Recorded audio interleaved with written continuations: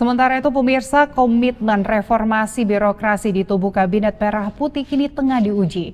Hingga pertengahan tahun 2026 ini, Transparansi Internasional Indonesia menemukan sedikitnya 30 wakil menteri ternyata masih aktif merangkap jabatan sebagai komisaris di sejumlah badan usaha milik negara. Padahal Mahkamah Konstitusi secara tegas telah melarang praktik dualisme jabatan demi menghindari benturan kepentingan. Sorotan tajam kembali mengarah pada tata kelola pemerintahan di era Kabinet Merah Putih. Di tengah dorongan reformasi birokrasi, praktik rangkap jabatan jajaran wakil menteri di tubuh Badan Usaha Milik Negara atau BUMN terpantau masih kokoh bertahan hingga pertengahan tahun 2026.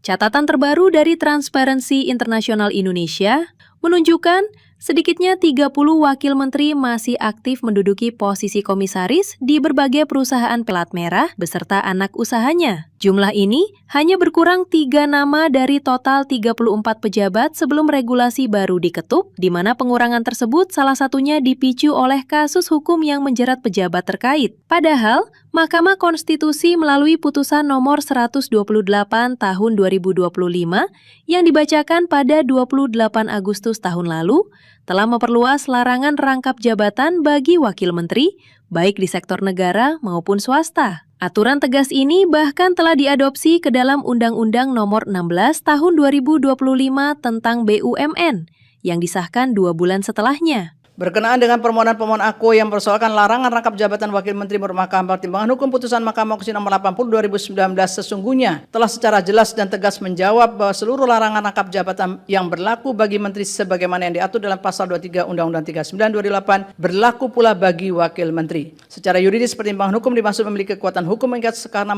merupakan bagian dari putusan Mahkamah Konstitusi yang secara konstitusional bersifat final. Penting bagi Mahkamah menegaskan dalam amar putusan aku mengenai larangan rangkap jabatan bagi wakil menteri termasuk sebagai komisaris sebagaimana halnya menteri agar fokus pada penanganan urusan kementerian. Terlebih pengaturan larangan rangkap jabatan karena berkaitan pula dengan prinsip penyelenggaraan negara yang bersih, bebas dari konflik kepentingan serta pelaksanaan tata kelola pemerintahan yang baik. Untuk menghindari kekosongan hukum maupun ketidakpastian dalam implementasi norma pasal 23 Undang-Undang 39 2008 AKWO yang telah dimaknai Mahkamah in kasu terhadap perasa wakil menteri, Mahkamah memandang perlu memberikan tenggang waktu bagi pemerintah untuk melakukan penyesuaian terhadap ketentuan larangan rangkap jabatan wakil menteri tersebut. Oleh karena itu, Mahkamah mempertimbangkan diperlukan masa penyesuaian dimaksud paling lama 2 tahun sejak putusan AKWO diucapkan.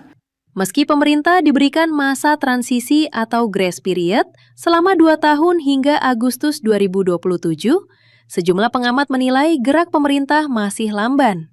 Pembiaran ini dinilai menjadi presiden buruk yang mengabaikan semangat mitigasi konflik kepentingan di sektor strategis, mulai dari perbankan, energi, infrastruktur, telekomunikasi, hingga industri pertahanan.